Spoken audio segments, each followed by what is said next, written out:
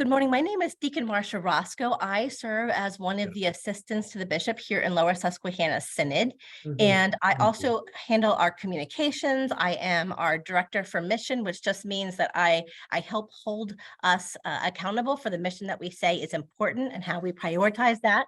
And I have been in the area of communications for well over 25 years. My undergraduate work was in communications and did that work in my former life before seminary. So I bring that passion to you today. And I'm going to offer us a brief prayer. So let us pray. The Lord be with you. And also with you. Holy God, we thank you that you have called us together in community. We thank you for the gift that it is to communicate. And the ultimate form of communication is communing with you. Lord, I pray that it would be your wisdom that you give us today, and that as we gather to hear how we might invite others to love you more deeply and to understand what the priorities are for our church to communicate the good news, that it would be you that we seek in everything that we do. In the name of your Son, we pray. Amen. Amen. So I'm going to be sharing a PowerPoint screen, which, by the way, it's more image rich than text heavy. The PowerPoint will be available to you afterwards. The way that I always run my workshops is that that you know that this will be present to you afterwards, so you only take notes as you need.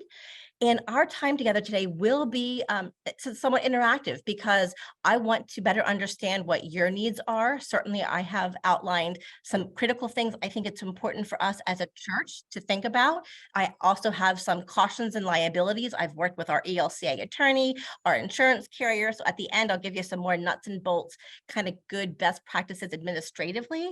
But to start this morning, I would like to hear why you are here.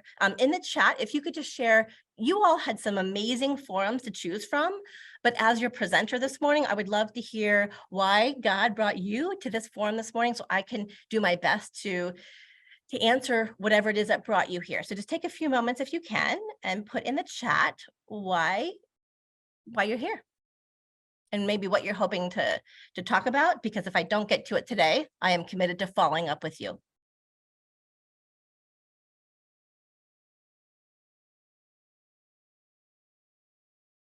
Click on that, and bring that up and click on that too. If you want to get your 2 cents in. Yes, Joanne, communication is key to any successful project or initiative. Yes, absolutely. Increase our impact on the community through better communication. Thank you. Excellent. What it would look like to be in community. Yes, these are some great. We need to partner with our local churches for outreach to our community. Yes. Streamlining messaging. Absolutely. We want you to work smarter, not harder. Tips on keeping in touch about worship online and keeping them connected to community. Excellent. Oh, Steve, you got a great trifecta. Newsletter, website, and email. You've nailed it. Yes. Although I would add the trifecta might be Facebook. We can negotiate that later, but those are definitely top 3 priorities. Yes. So internal communications as well. All right, excellent. You can keep those coming. I'm going to be sure to revisit that certainly later and make sure that we hit what we can for sure. So anytime we think about communications, we always start with the why. And so again, I promised you this would be interactive for those that are willing to contribute. Right now, what would you say is your why for communicating as a church? Think about the things that you communicate. Why do you communicate them? And try not to overthink it, because I really do want your ex-contemporaneous thoughts here. But why do you communicate as a church? Deb Hartman here. We want our neighbors to know we love them, and we have so many visitors that aren't members that come back to our church. So we definitely take care of people in need all around us. Excellent. Pastor Brahmer, yes, thank you for naming it. To help people feel connected to the church and each other. Yes.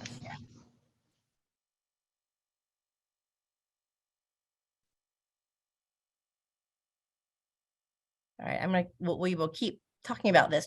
So for me, when it comes to communications and we think about as the body of Christ, how we communicate, why we communicate, it is always to keep us oriented towards God, each other, and the world. And so I recognize that strawberry celebrations are important. I know that we have a lot of events like church picnics and things that we need to share in terms of information. But I always, literally, I keep a rock by my laptop that says, what is the higher why? Why does this matter to God? Why does this matter to God's people? So that way I'm always orienting towards that transformation, that relationship, that invitation. And the core purpose of the church really is, to become more like Jesus, right? That the invitation is to be connected, is to live our faith and our values.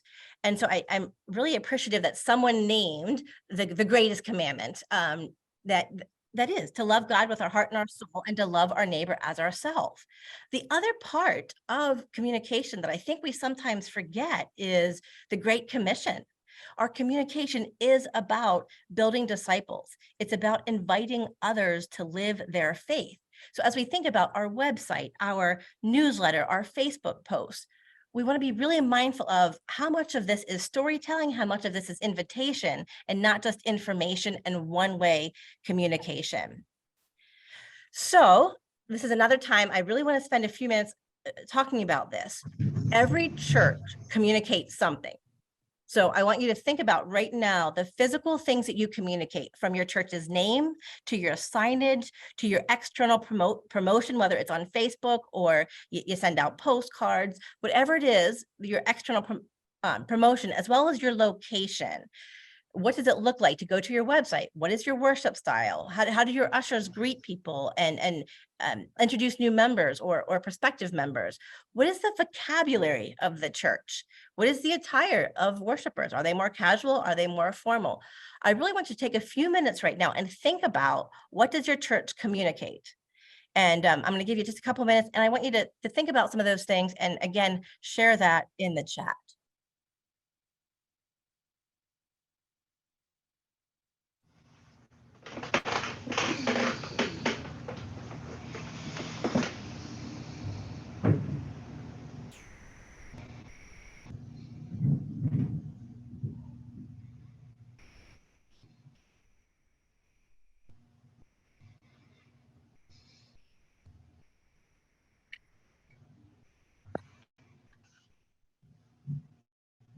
And we're answering, what does your church communicate? Raise awareness. And you're also welcome to share if you would rather just share it. Not everyone has access to chat.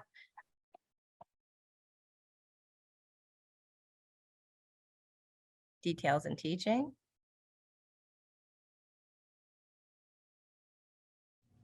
That we welcome all people. Yes, we're a neighbor too. I like that, Pastor Farrell, that when there's an initiative in the community, we are there shoulder to shoulder with them.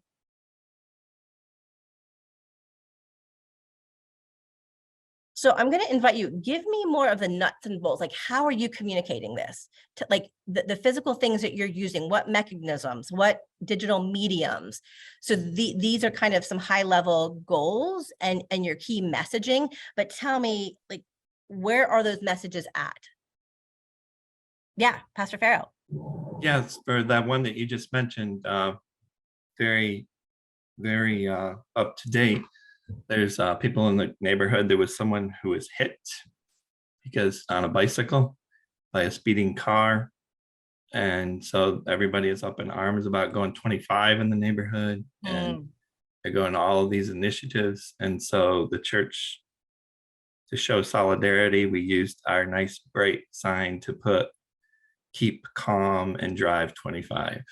And so it's a theme within the neighborhood. When they drive by, they see that we're in solidarity with them. What a great example.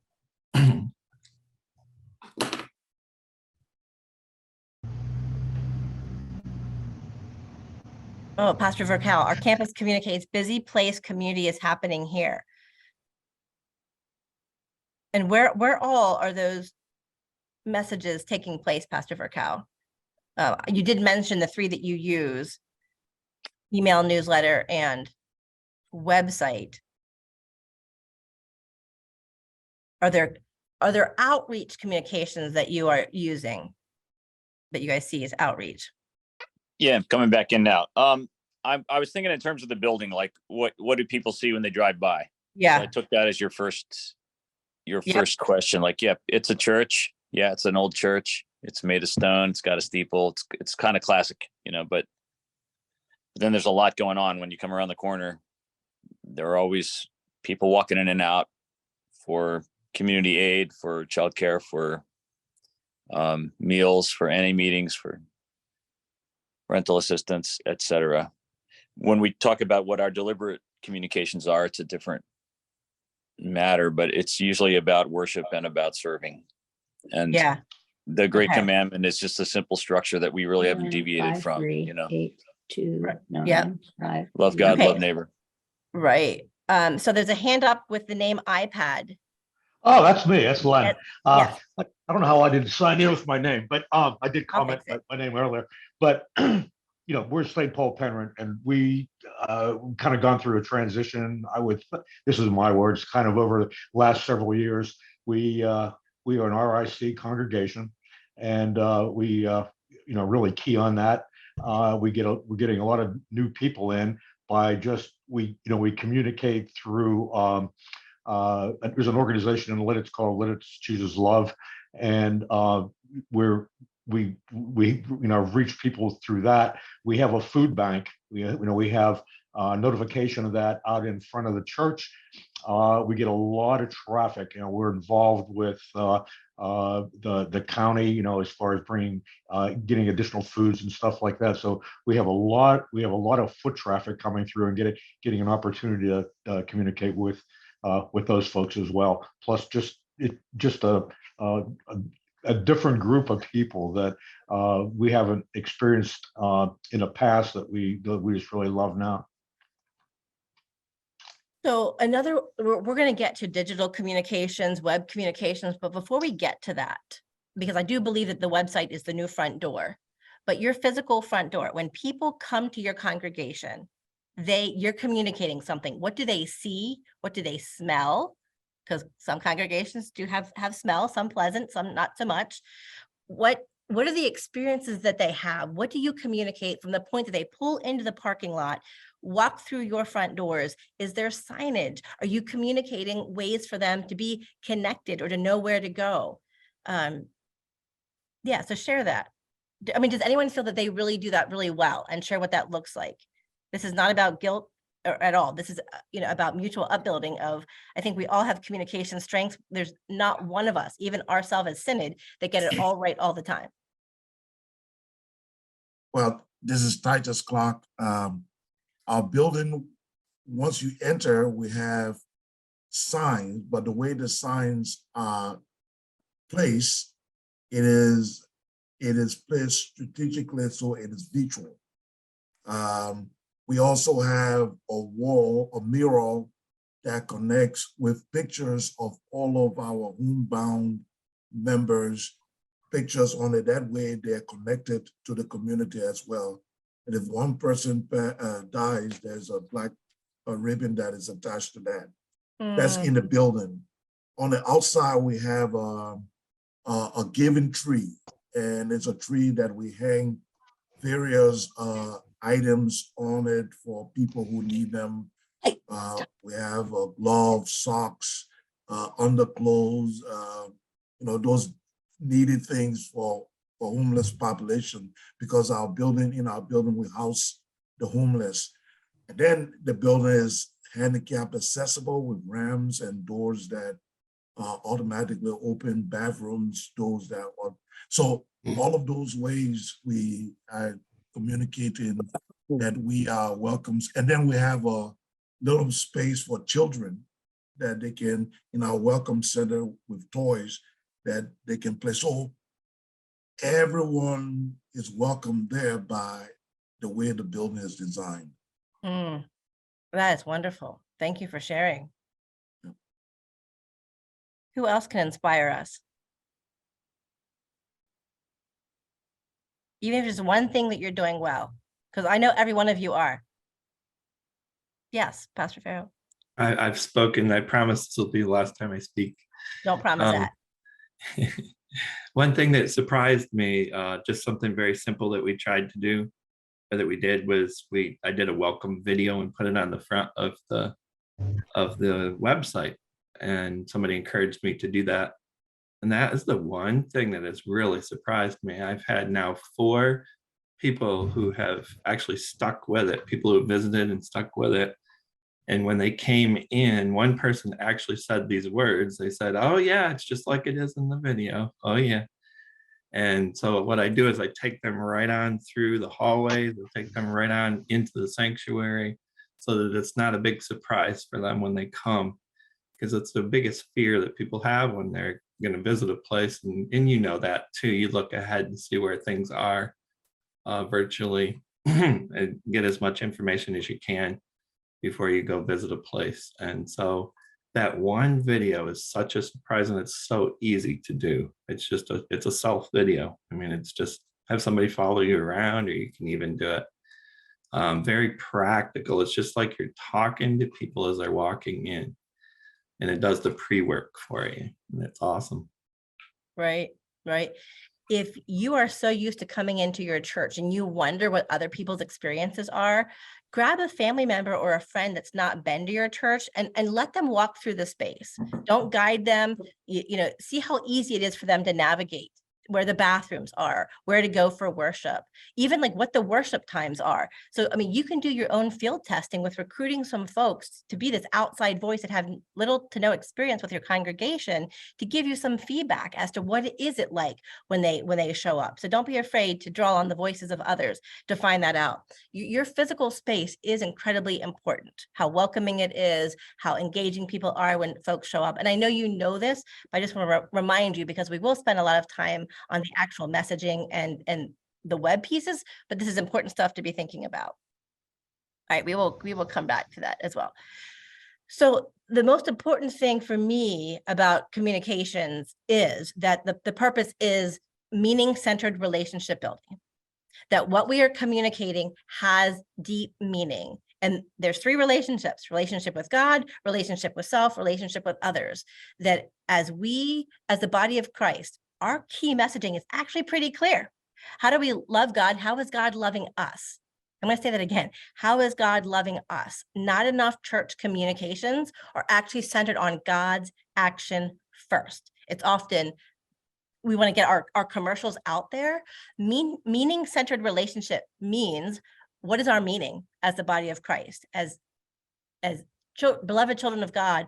What does that matter to folks? Why does that matter? That is what differentiates us from any other kind of communication. Social ministry organizations, mission-only communications, is that deep meaning. So it's so important that we lead with our faith and our values first. So one of the things that we saw during COVID, without a doubt, the pandemic brought the greatest communication shift in 500 years. And I'm not making that up as research. This is well documented. So for you, again, I want us to share. Let's just turn the camera, let's just turn your sound on and just share. How has communication changed for you and your congregation or your ministry setting since the pandemic?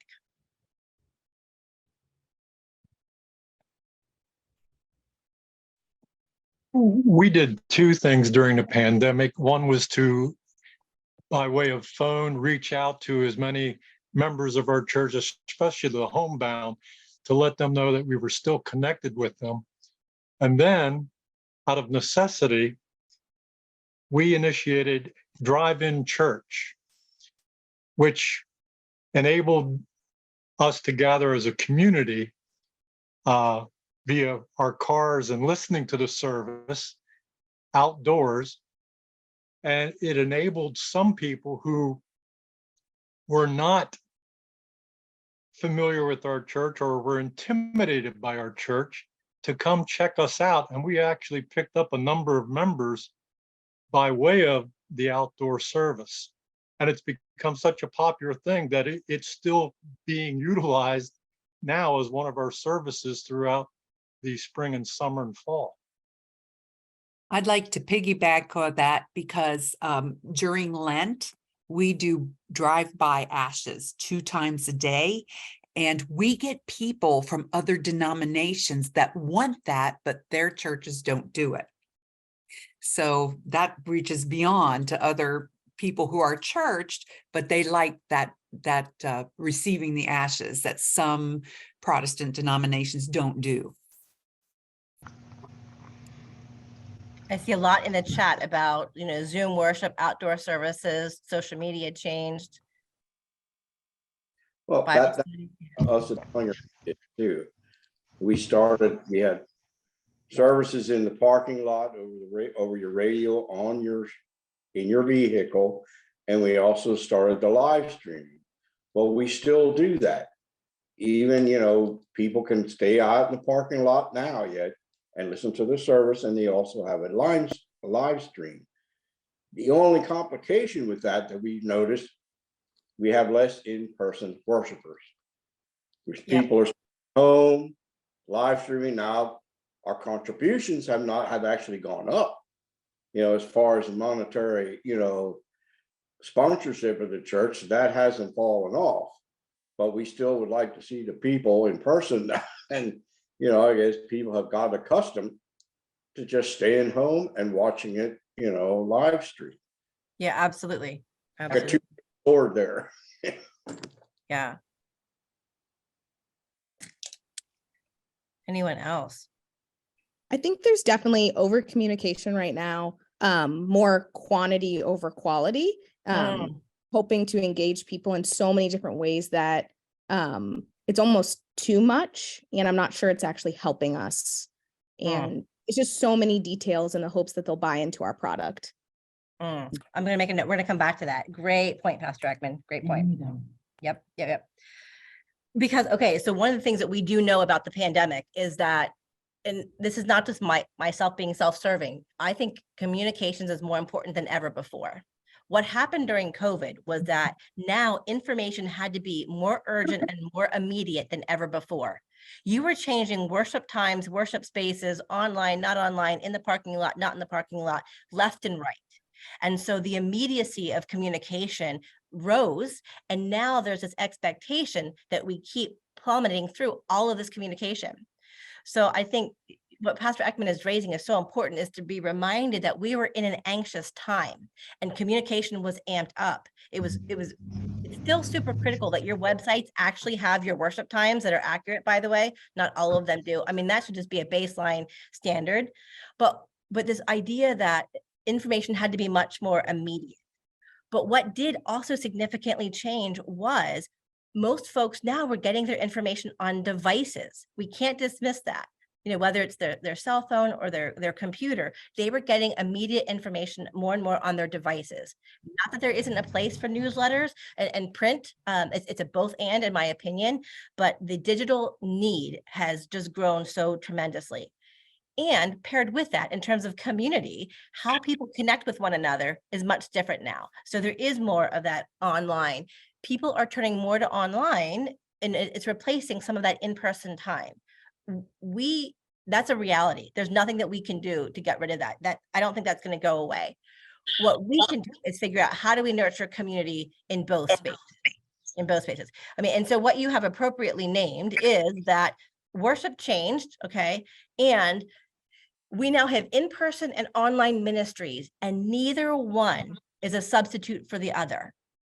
And so what I'm hearing is, almost everywhere that I go, there's this deep tension with the fact that people aren't returning to in-person worship, but rather, when we think about communications as community, it's recognizing that these two are in parallel to one another. Now, for your folks that are worshiping only online and not coming in to the church doors, my question would be, how are we in relationship with those folks? When you're online, what are ways that you have online hosts that are engaging their spiritual life and their prayer life? That if it's on Facebook or if you're using Zoom, you can be in community with folks that are online by directly engaging.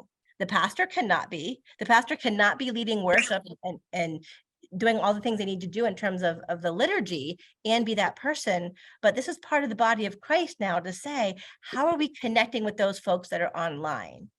And if you have some regular hosts that are on there, you start to notice who's been showing up every week. Well, who hasn't been online in the past couple of weeks?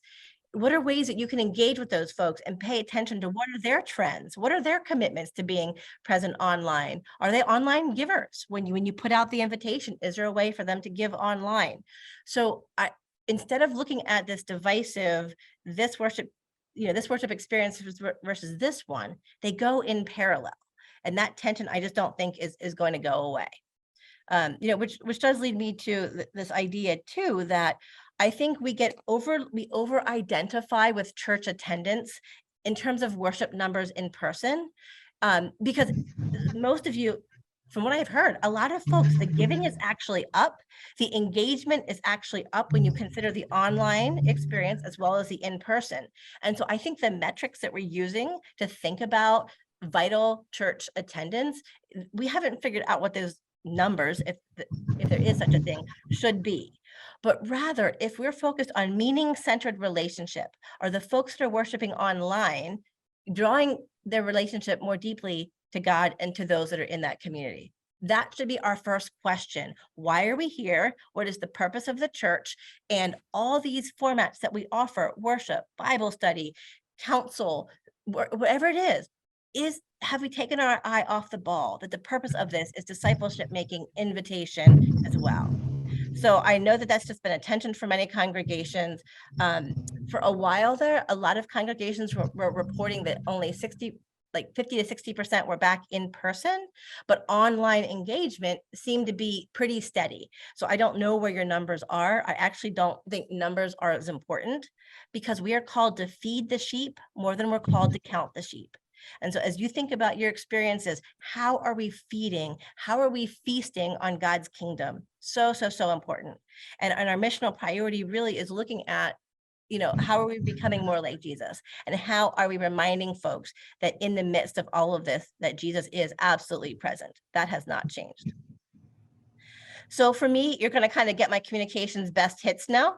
If I were to sum up what I think the 3 priorities of church communications are, I call them the 3 I's: inspiration, information, and invitation. Inspiration is, to me, more of the storytelling. How can we inspire folks and show how God is already at work? The example that Pastor Farrow gave, there's this inspiration that in the midst of death and a tragic accident, the community is caring for one another and reminding one another that, slow down, your life could be at risk. We also can't avoid the fact that there is information that needs to be out there. There is a church picnic. How do you sign up for it? There is a strawberry festival. There is a youth group meeting. There's absolutely information. But let's not lose sight of the fact that most of what we want to communicate is invitation. Invitation to be connected to the community, invitation to be connected to worship and our relationship with God. So for me, the 3 I's guide the communications process. As you look at even how our synod does We News, we try to have a balance of inspiration, information, and invitation. There are just some nuts and bolts things we have to communicate. Synod Assembly is here. Here's bulletin of reports information on the website, nuts and bolts things. But if that's all we sent out, that would not be transformational relationship building. So the invitation to deepen your faith and engage in some continuing education, or to be inspired because thousands of people made blankets and we covered the lawn at the DC Capitol. These are stories of people's faith in action. So as you think about how you communicate, even in your own building, this goes for print communication, web communications, oral announcements, anything that we communicate, think about these 3 I's: inspiration, information, and invitation. So there's generally also 2 categories of folks that we communicate with, right? We've got our church members, and within your church community, you may have targeted groups of members. You may have a women's group. You may have a quilting group. So you can define who those are. There should be different communication vehicles for those folks. And then you have the community. And so when you start to think about what is the invitation or inspiration that you want to share out there, you can think about some targeted community engagement. What do we communicate? Again, you've heard me say it. We lead with our faith and values, that God's love is for all, and that what does it look like to give an active invitation for folks to live out their faith. So now I want to take a few moments and then share in some small groups. Oh, I like intentionality. I like that. We can add intentionality to the list. 3 is a Trinitarian number, but I'll give you a 4th. So as you think about what are some ways that you yourself have received an active invitation to participate, or you actively invite others to participate? I really want to draw from the wisdom of this group because I know many of you and the work that you're doing, and invite you to share, like, what are ways that you invite folks to live out their faith?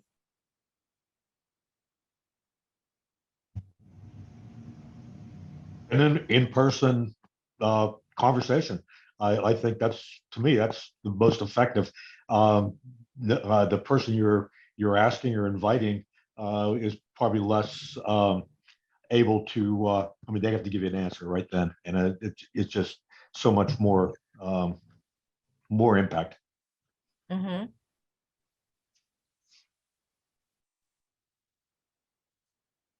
And the in-person inviting is super powerful when folks know that you know who they are and why they're being invited.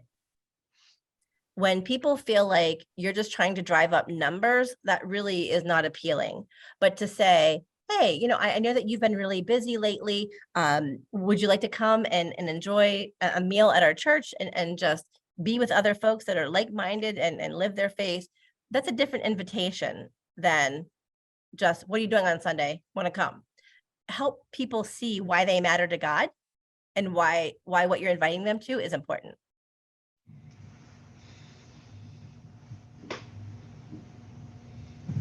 Yes, Deb shared, walk with others when they are going through hard times.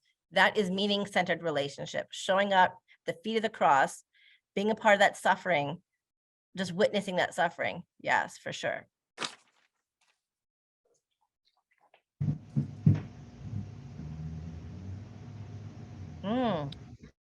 Pastor Clark is sharing that they're in the process of sharing impact storytelling in written and audio format. That's excellent.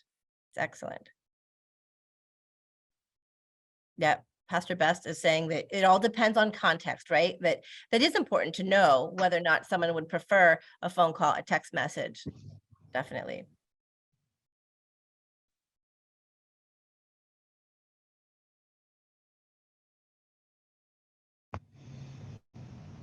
So are you inviting through social media? Are you inviting through mailing postcards, a newsletter? What are the ways that you are inviting folks to be a part of the body of Christ?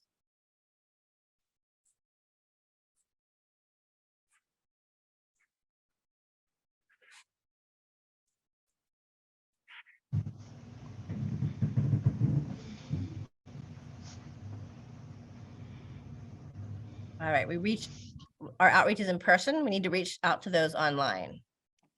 All right, we need more personal spiritual contact. Yes.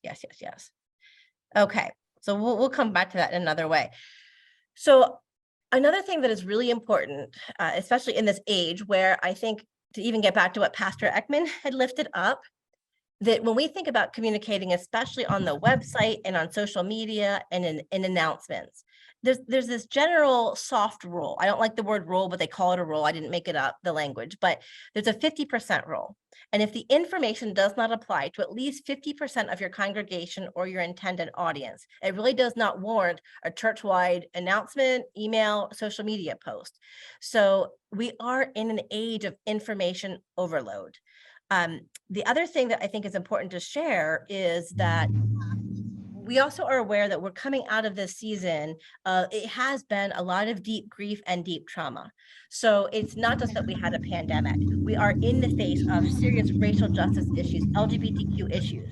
So a trauma-sensitive approach to communications is realizing that less is more, using fewer words, that folks really need soundbite information, not 5,000 word blog posts. That the capacity right now, psychologists are sharing that the capacity to absorb new information is at a much slower rate than it was pre-pandemic.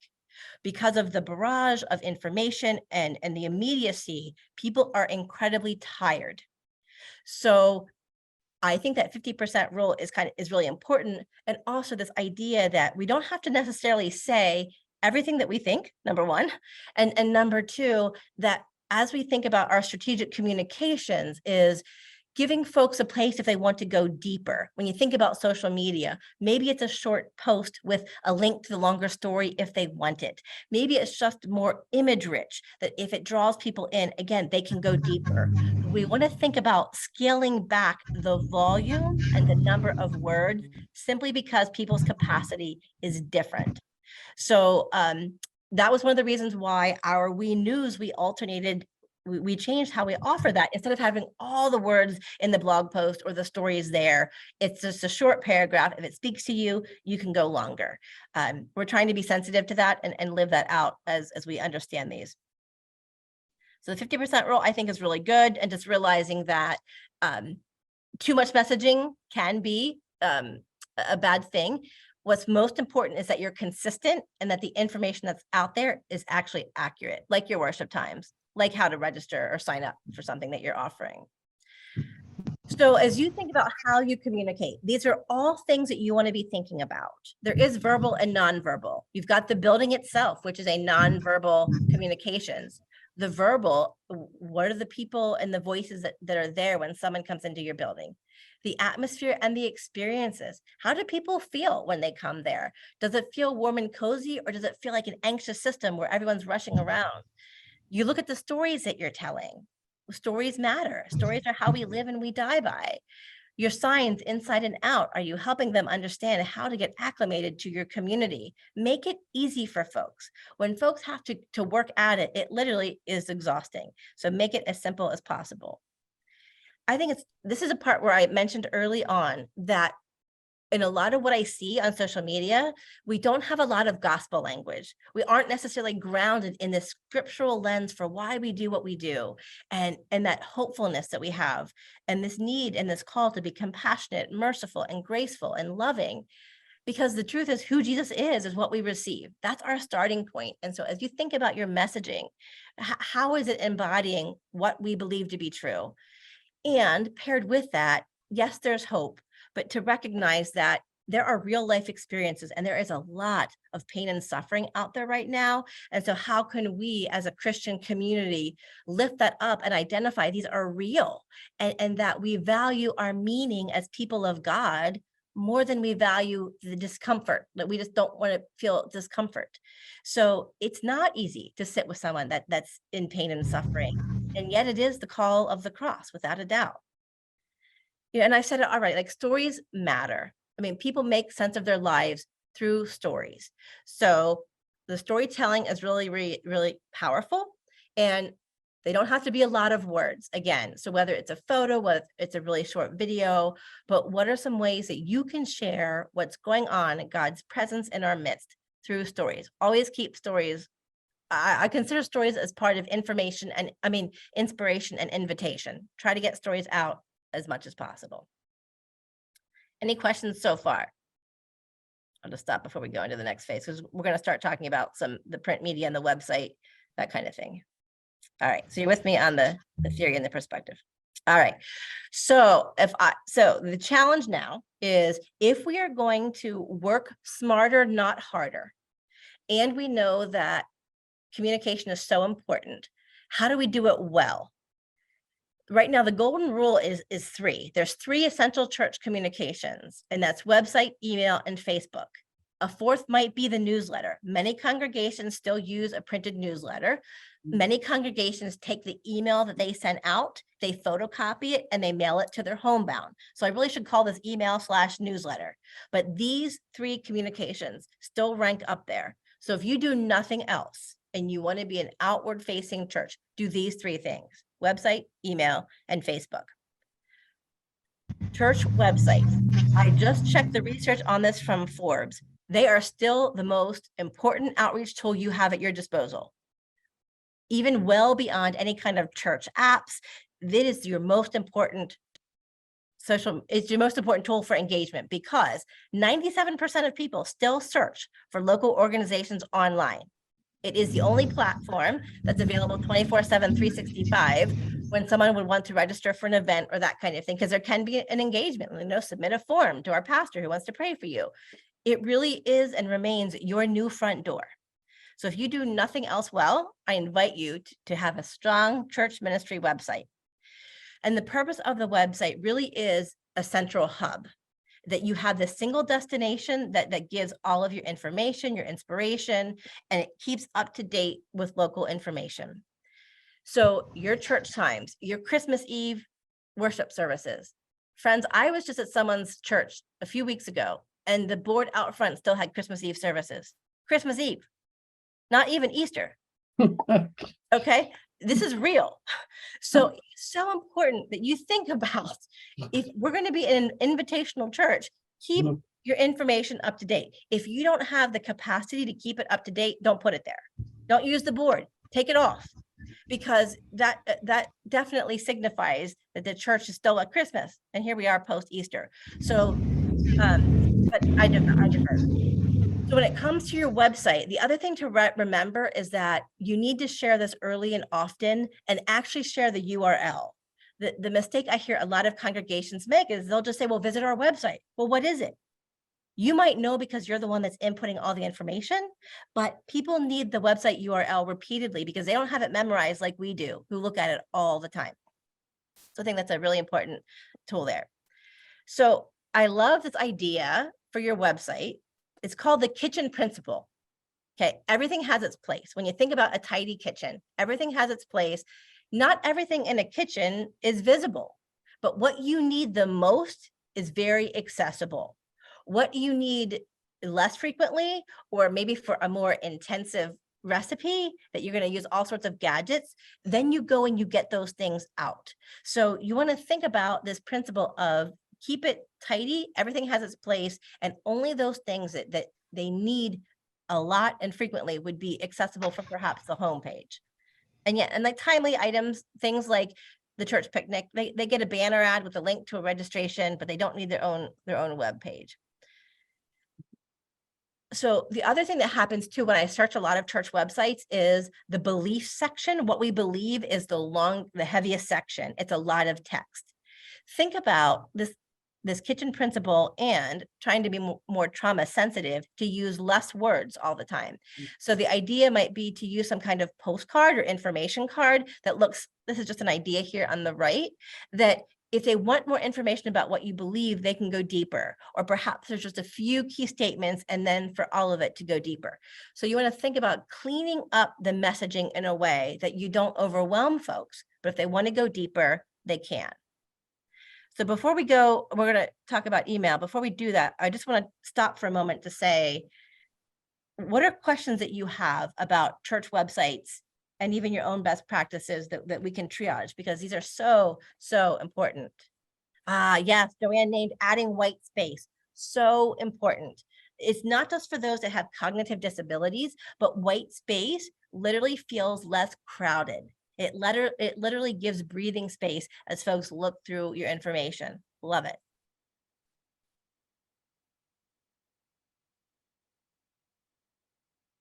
Only 3 new messages. Y'all have fantastic websites, no questions, we're all good. I think it's important that if you're going to have pictures on your website, that you keep them up to date. Don't let the same pictures on there for 6 years. Try to make it, so that it's more current. If you get it on a website and it's the same old, then that kind of turns people off, I think. It's nice to rotate different things. Right. For sure. And we're going to talk about photos more later. And also, ideally, just from a user perspective, have your destination on whatever part of your website, mine included. I'm Luther Care, so mine's more corporate, but it would be ideal to have within 3 clicks your destination, whether it's to the sermon of the day or leader's bio. Everything should be within 2-3 clicks, because afterward, other than that, you're just going to get bogged down with destinations that you don't necessarily know how to get out of. Right. Absolutely. And my husband, who is our web designer and who works for Rite Aid and does riteaid.com, said that when you create additional pages or they go down the rabbit trail, to make sure that the page that they started in is still there, you know, that it doesn't close the former browser, because then it's impossible to get back. Yeah, even if you can just use the back arrow, but if you put a back arrow and it says, you know, page not delivered or whatever, then you have to restart. Right, right. Are there any templates available from the Synod to organize a good website? Oh, absolutely. I mean, my husband is a big fan of Avada templates. I'll put that in it's an incredibly affordable template, and there's tons and tons to work with. And you can use their pre-built that's or you can take their pre-built and customize it, which is what we do with all of them. But he is a huge fan of that. It integrates really well with WordPress. It has lots of easy plugins. So Avada and Avada keeps their templates fresh and with the modern look and feel. So I really do like Avada. Good. Yeah, so Pastor Ekman raised a really important point here, and that is when clergy are responsible for communications, it can be a lot. It is a lot. And so what I would wonder is, have you sourced your congregation for folks that do this for a living? You know, that we're in an age where people that do websites, like my husband, love it. He does it very quickly. Yes, I can do the basic stuff, but if we had to rely on me to do all of that, it'd take me forever, and I couldn't do the other stuff I'm actually passionate about. So I wonder if in your congregations, are there folks that are willing to help you with website design and maintenance, and who might already be doing that for a living? Because it is an awful lot to be doing on your own, for sure.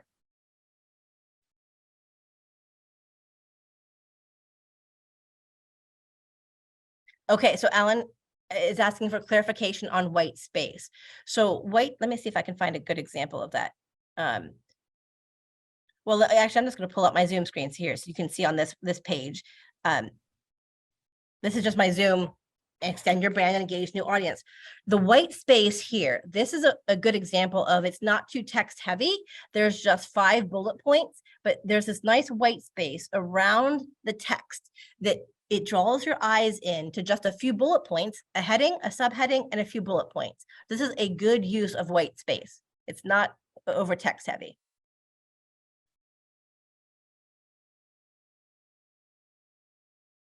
Other questions about websites? All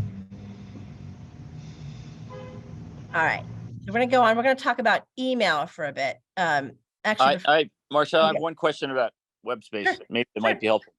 I wonder if you could say, I mean, maybe this is obvious. One way I was asking the question is, what are the 5 commandments of what not to do on a web space? I think we probably know those, although like you said, some people have their Christmas worship time still up, and that would be one of those don't do. But what are some more subtle, like what would your 5 more subtle here's a good reason not to do this? Right. Because I think the things to do are, almost infinite. There's so many things to do, but Yeah. what not to do? Right. Right. Too much text, we know. Okay, maybe there's some rules about pictures, but in terms of strategy or tactics about your website. Yeah, so I would say, to avoid. Yep, absolutely. I mean, things to avoid is information that does not matter. I mean, keep the main thing the main thing. You know, what are the key things that you want someone to see when they first come to your website? If you're going to have photos on the main homepage, which I always recommend, please don't have an outdoor picture of just your church building where there's no people. That does not speak community. If you're going to use photos, which I do recommend, think about, if you want this to be a relationship building tool, have photos of people that are experiencing something that they are enjoying, where they're laughing, or they're gathered together, or some great still shots of communion. Like, what does it mean to be the body of Christ? So I think photos are an awful lot. Ensure that your homepage is not just one-way communication. I sometimes use that megaphone imagery, because some of the websites that I go to, I feel like I'm being screamed at. It's nothing but all of these announcements, and rather than what is the experience? So think about your homepage and your web pages as, what is the experience you want people to encounter? And yeah, I think the outdated information, I mean, that's pretty critical. I think having too many menus as well. So, and I'm saying this with caution because our Synod website, I really struggle with this. We have a lot of information and we have a lot of menus. And the truth is it can be cumbersome and it's too hard to navigate. So the way around that is to make sure that you have a really clear, easy search function. Make it easy for folks that when you go to your homepage, the search button is right there, and make sure the search function works well. If they look for communion, what pops up? If they look for worship, your search function is a highly underutilized tool probably for you. Yeah, I'm trying to think through here. I also think make sure that your giving is easy right on your homepage. Like don't bury where to make an offering. Invite folks, because I think leading with invitation is important. And so make it easy for people to give, give right away. If they're on your online worship and they want to be able to donate your offering, if you don't put it in the chat, I recommend that you do. But if you don't, you can say, go to our website, give them the URL, and right at the top is a giving button. I always think about our web page is the top fold. Like when you think about like a newspaper above the fold, everything that's in the top portion without having to scroll down, keep the most essential thing there. What do you want people to see and experience just in that upper part of the website? So think about that kind of from that media perspective. What is the most important thing in that upper fold that you want people to see? And it shouldn't be more than one message. It just shouldn't.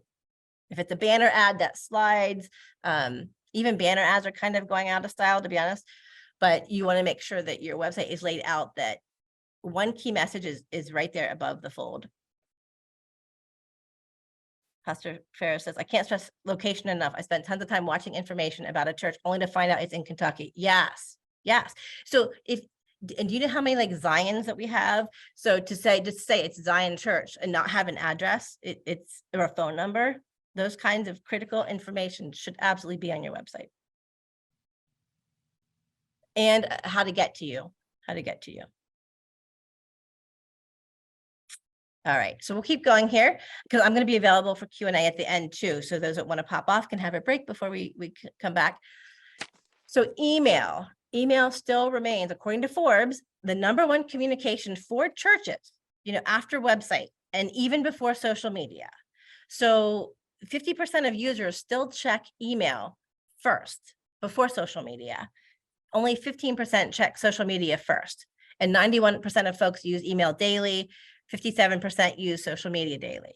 So email is a really important tool still to be using. When we think about your internal communications and your external communications, your email is probably more targeted for internal, but on your website, you could have a sign up if they were interested in getting your communications. They wouldn't necessarily have to be a member, but you want to create that invitation that they could receive your emails to know what's going on. So email is pretty important. Facebook. So Facebook still, even though I know there's Instagram, there's TikTok, there's Twitter, it still remains the social platform for churches. This doesn't override the website in terms of digital, but it still holds more attention than any other platform because of the use of groups and events. Facebook continues to be the top priority for social media. So again, if your church, think about going deep and not wide. If you're going to be on social media, I would highly recommend it's Facebook and Facebook alone. If you want to dabble with the others, do that. But I hope that you're doing your website, your email, and your Facebook well before you try to pick up a fourth platform. And just that reminder that the 3 I's of communication, maybe a fourth one, intentionality, but the inspiration, the information, and the invitation. So we're going to talk about some best practices. This is the part that is more of the legal side that is really important. I'm going to share a story. I do have permission to share this, but we are in an age now where folks are live streaming, recording, and posting it online right away. What I don't know that we have done enough of is the caution around what it means to be posting live content for viewing later. We've had multiple situations in our synod where congregations have posted a video. The one was of a children's sermon, and the young lady had a dress and she spread her legs a little too far. That video got thousands of hits. That video got picked up and was put on the dark web, but just because there's folks that are sick like that. There's another congregation where a woman approached the pulpit and her skirt, looking up her skirt, was easily viewable. That video got tons of hits. We want to be urgent, we want to be relevant, we want to put this information out there, but we also want to give you the caution of making sure that what is the purpose of the video staying up forever? And if you go live stream right to post it, are you vetting it to make sure that you're not potentially contributing, to that dark web? And what I did find out in this process was that we are liable for that. So I checked with our insurance carrier. I checked with our ELCA attorney. It would not be gross negligence. That's more punishable, but it would be negligence that if we are posting things that a child could sue us down the line. So I think it's really important to be thinking about a practice and a protocol for your photos and videos to make sure that they are appropriate and that cannot be, we want to minimize it. Our ELCA attorney has assured me there's no 100% guarantee, but what we want to do is be as vigilant as we can be in recognizing the liability. The other part of that is we're talking about the importance of video and storytelling. A lot of these videos were because the children's sermon was the camera was focused on the children, not the pastor. And so we want to be thinking about media placement, where the camera is, what the lens, what the angle is, but also how long do you need to post it online for ever and ever? Do you have a media protocol where perhaps the video only stays up for a month? So you're kind of avoiding that it takes time for that stuff to get traction. So if you develop more of a short-term mentality for how long you're posting those, it can minimize some of that risk. But paired with that is the need for some kind of disclosure about the fact that you're recording, the fact that you are posting it for permanent display later. So my recommendation is always to think about some privacy policy suggestions. And in those, you want to be thinking about a few things. Number one is that you never want to post anything that would be embarrassing to someone or objectionable or hurtful to anyone in the photo. Karen. You don't want to use and captions with photos. You want to just include, just put the photo That's in. not a problem. You're not going to be there. So certainly if you're the rostered minister or you have staff or other adult members who have given permission, certainly you can share their name. Wonderful. Okay, could we have a mute here? Let's see. So we also think it's important to give credit for a photo if the photographer desires that. And so you may ask folks if they want to have copyright given to them, but make sure that if you're pulling photos from other folks, you're finding out if they're okay about that. But what I think is important too is to have some kind of policy and name that you will remove any photo immediately upon request, just so that way folks know that if they're uncomfortable with a photo that you put out there, you're willing to take it down. So again, this is going to be sent to you if you want this is a lot of words, but this is the new policy that we are putting out there, that we give notice that our events are live streamed, photographed, and or recorded. And so that if you show up to one of our events, we may use the photo without written permission. However, all you need to do is notify me, and then we'll make sure that any images that are used of you are not shared in any way, shape, or form. We also ensure that any picture or video that we use of children and youth, we will not identify who those youth are without written approval from their parents. That's always been our policy. We're now stating that out there. So this is a kind of thing that in this age where we are recording a lot more, putting a lot more out there, you want to be vigilant about what you post, what release permission you have. And by creating a policy like this, you don't have to have written releases for everyone. I do suggest that for youth, but then that way they could opt out rather than opt in. And I ran this by our attorney, by our insurance carrier, and they were comfortable with that language. So again, you'll receive this later if you want in the PowerPoint, or you can talk to me about it later, but we wanted to make sure you had access to this language. Are there any questions on that?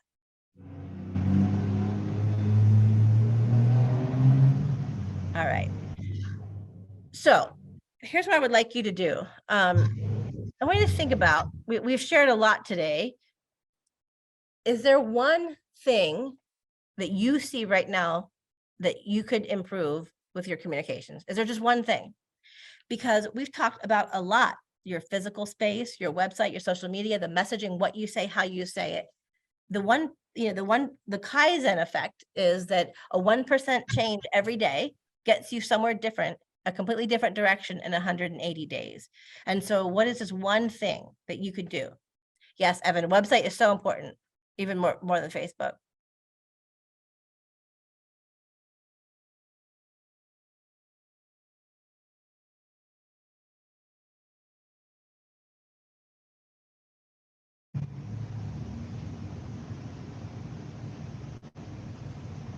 So for those of you that are naming website, here's what I would like to know.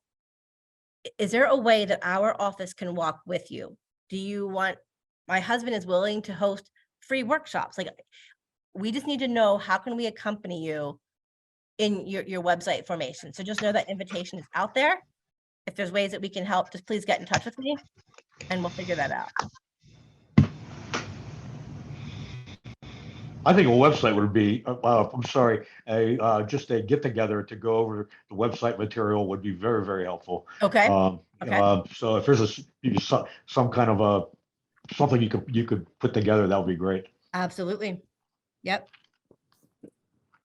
We can just call it like a website workshop. You come with your questions and I'll bring my gurus and you guys can have at it. Yep. All right, excellent. More directions, especially to the nave. Yes.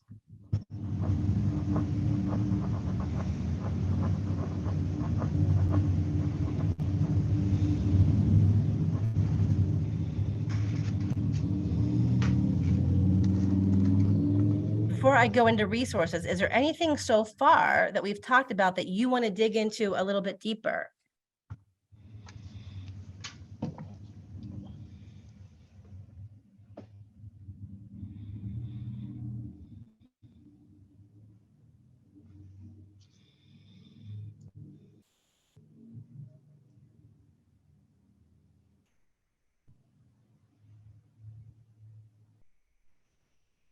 QR codes, yes. Okay, so Pastor Farrell, QR codes are a great way for quick engagement. You can, some of the QR codes, the free QR codes generally only last for maybe a month or two. If you want that QR code to last forever, you do need to purchase them, but they're really not that expensive. So when you think about like an online giving QR code, absolutely worth purchasing it, because that way the QR code always goes to that website and it's easy to use.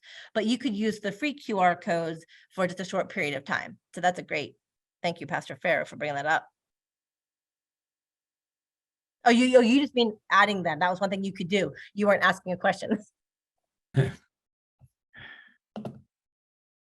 Actually, I have a suggestion about that. Sure. That we're going to try. We have a playground on our property that people just love. The neighbors just love it. They're out there like crazy. Sometimes I have more people in attendance at the playground than I have in worship. And we found that to be a great evangelical tool that we put like what's going on a board. Well, the biggest thing we communicated on a board that we put on the back of the tool shed was, you are welcome here. Yes. You know, yes. don't feel like you have to run away when we come out or whatever. Yeah. But we want to put a little QR code on there and a video of like maybe me or somebody else going, hey, welcome to the playground, and Right, a little bit about what's going on, you know, where the playground came from. It was a Boy Scout project. And then also, you know, you are welcome anytime here, you know, and talk about our services or whatever. Excellent. Pastor Vercow. Oh, wait, you're muted, sir.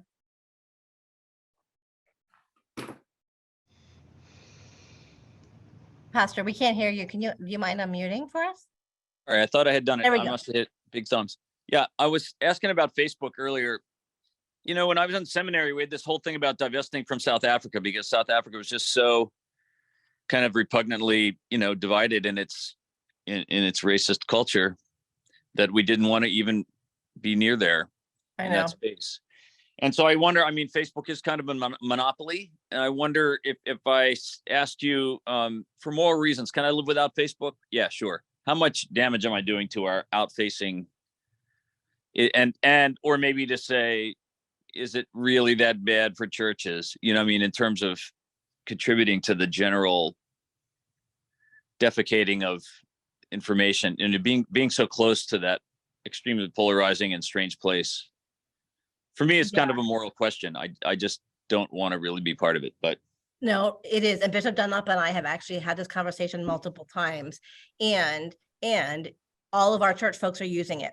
So, you know, by us not being there, it is a deep point of engagement that we would then be choosing not to be there. We chose to be off of Twitter. We do not have a Synod Twitter account anymore. But for Facebook, the goods outweigh the bads for us right now. I reserve the right for us to change our mind at any point in time. But with Facebook, it is the place of deepest engagement, and with the use of events and small groups and community building, and where people get their information. It's just that third tool. If you have a solid website, can you get away without Facebook? Sure. What I would wonder is, where is your online community then?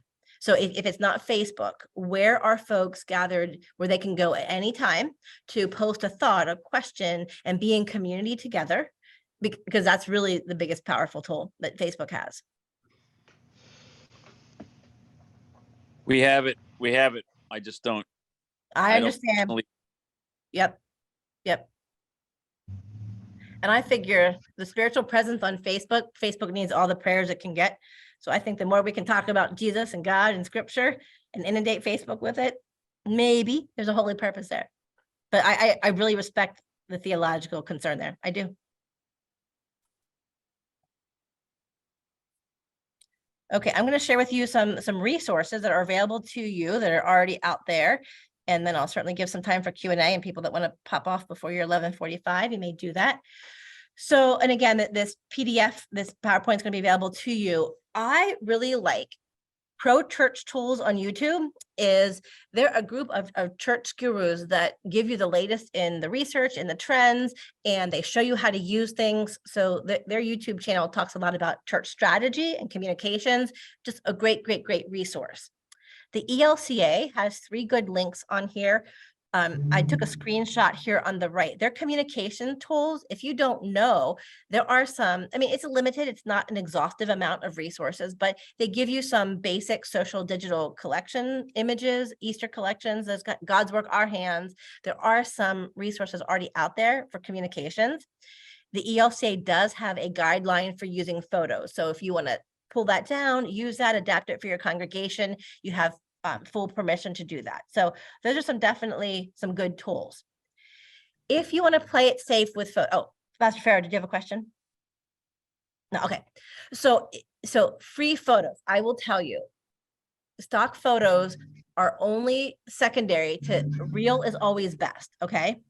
But if you're thinking about photos of children, or you want to really play it safe, these places give you free photos that you already have the license to, and the children on there have already given permission. The family's given permission. So if you want to use photos without being so concerned about the releases, here's how you get them. So Pixabay, Unsplash, Pexels, those are all free. Canva, as a nonprofit, a lot of our churches are signing up. You get a free nonprofit license. Canva is great for social media assets, even like flyers, postcards. Canva is a great way. I wouldn't suggest picking this up if you don't like to do graphic design, but this really is consumer level software that is free as a nonprofit. And then I also like Typorama, but that's kind of dated, but I like it. So yeah, and then if you need me, that's who I am, but I will just stop for Q&A.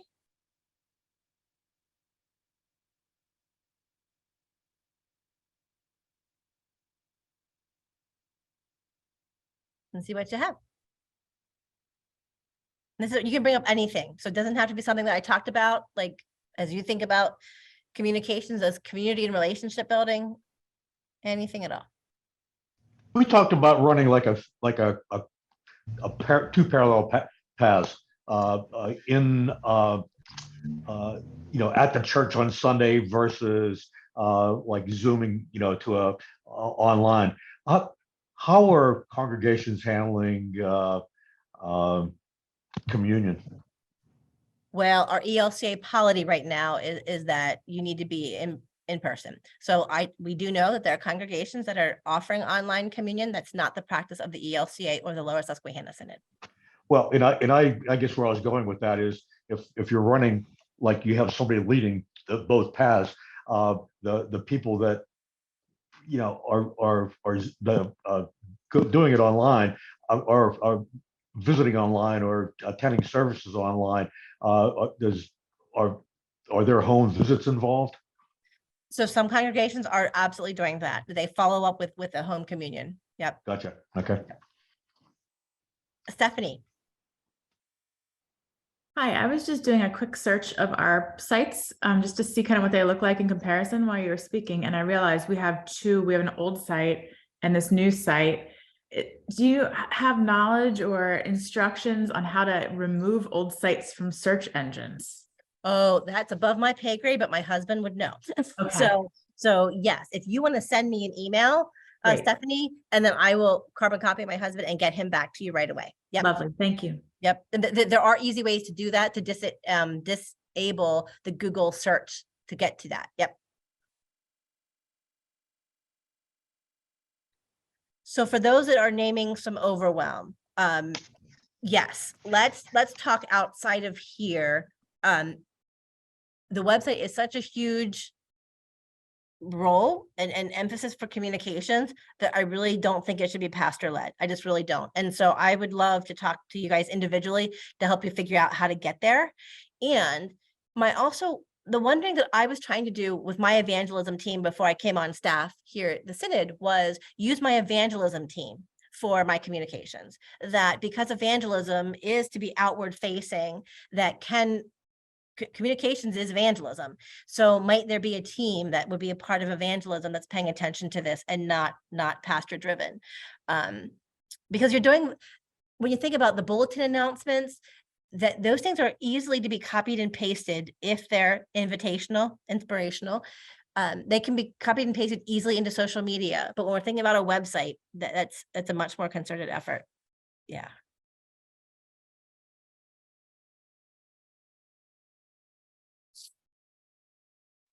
Okay, so Noelle is asking that I share the Google search with everyone. So what I will do is I will add that to my resources in the PowerPoint before I send it out to everyone. It'll be on the Synod website. So I will add that as a resource. Marsha, I have a question. Yeah. What have you found is the best way to communicate with the person who's doing the website?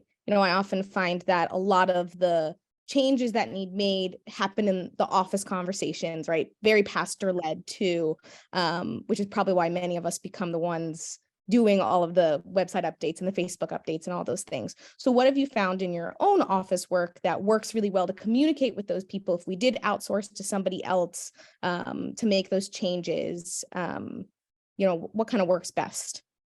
Right. So I think using, and I don't want this to sound overwhelming, but like project management software like Slack or even Teams. So Kellen, our website administrator for me, because we have so much information we're feeding, what goes on to We News, what goes on to Facebook.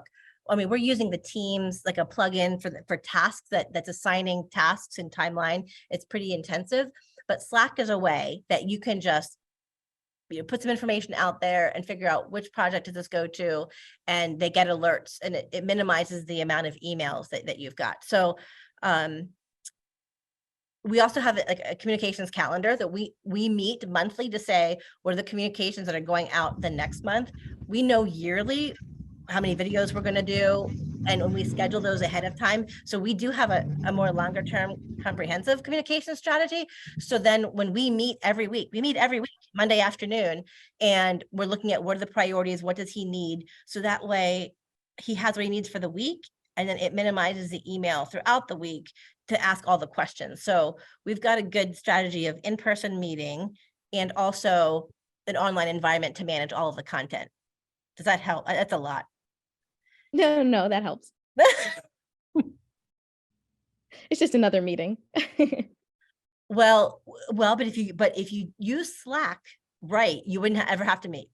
So Slack has the capacity to set deadlines where you say, okay, here's the deadline and here's the pieces that need to go into it. And then they're checking it off. And then, it is your job to make sure it actually gets out there. But then you can just go back to that Slack environment and compare, did everything I say need to go in, get in there?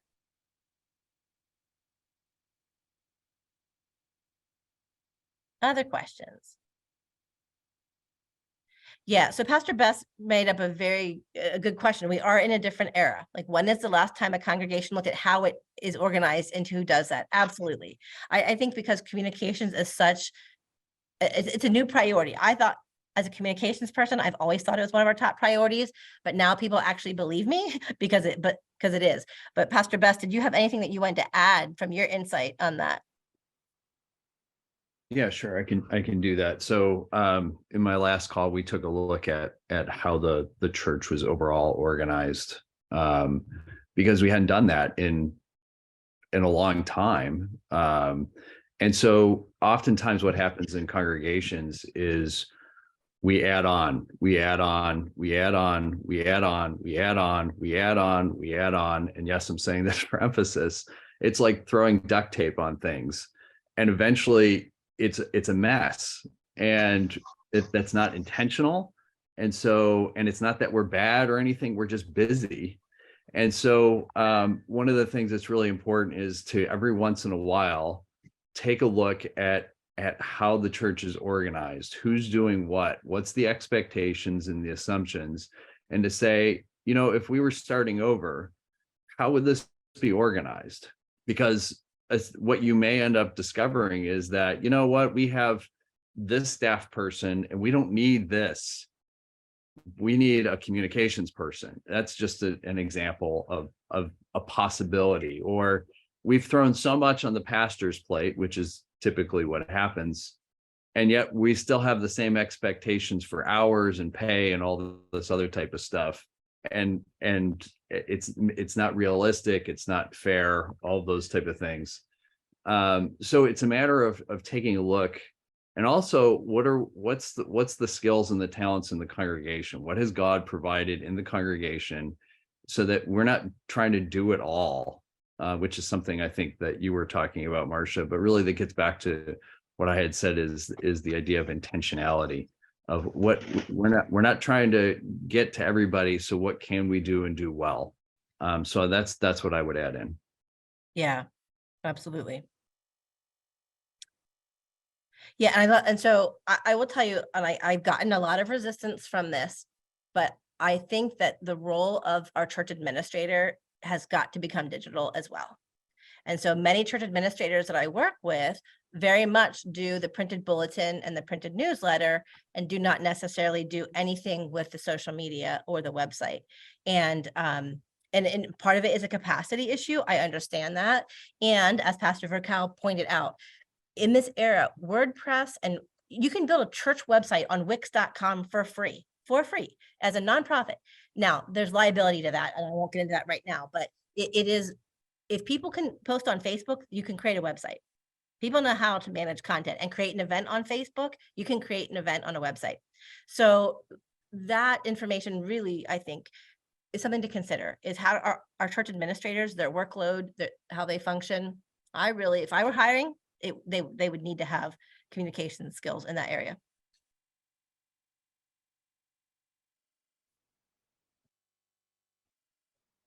Yeah, Stephanie, I'll put my email in the chat here. So here's my commitment to you, is that I'm here to be a resource. My husband, as a web developer, initially I was going to have him be on the workshop, but when he told me I was doing a lot of theory, he said, nah, I'll just be available as a resource. So if there are things that I will definitely follow up on removing the website from the Google search, but you can email me and we will work through this together. I do hear a call to gather folks just to talk church website. We'll just workshop it. I will get a time on the calendar in the evening. We'll do it by Zoom. Is this something that you want in the next couple of weeks or this fall? Like, when are you going to have time to think about it? Because I can do this sooner or I can wait till later. But for those that want it, maybe send me an email and let me know. Summer's better. Okay. Marsha, I wonder if maybe at that workshop, something that would be helpful would be giving the people who attend some like prompts to help us actively think about what we're saying and practicing it. I find that while I might have a great communication plan and an idea, it falls apart because people get lazy and we go back to the things we're comfortable with.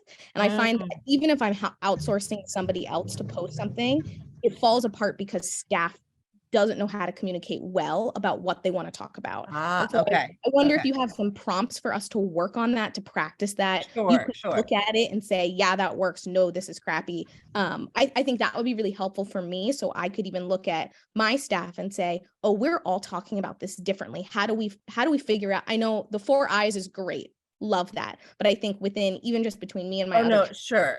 we talk about things totally differently. Yeah, yeah.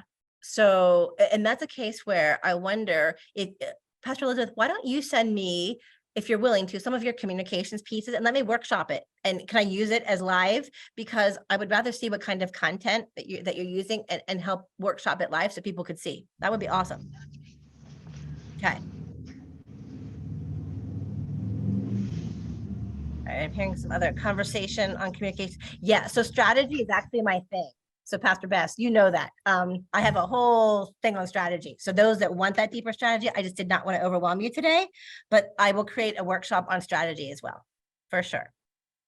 That makes my heart sing, because you've got to be direction before speed. You have to know where you're going to get there. But once you know where you're going, you've got to chart the path to get there, for sure. So, all right.